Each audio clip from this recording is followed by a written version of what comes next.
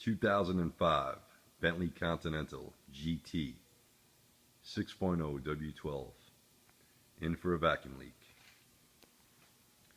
When performing a smoke test on this vehicle, remove the driver's side fender well to gain access of the vacuum reservoir and the electric vacuum pump, which is located right here. You'll follow the tube to the check valve, disconnect it, install your smoke tester right here to the main vacuum line. Also need to plug your intake ports to the turbos and seal them good, which I've done.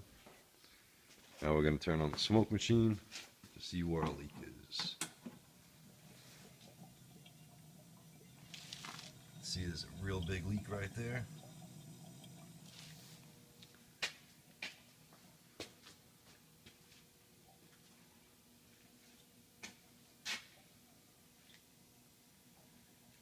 See the smoke coming out real good from behind the engine right there.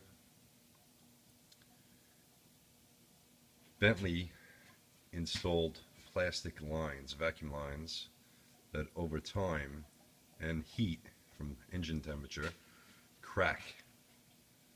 You need to remove the engine and tranny to gain access to replace these lines, and instead of putting Bentley lines back in that are made out of plastic, I will remake them out of metal so they never go bad ever again. This is common on all 2004 and 2005 model year cars, some early 2006.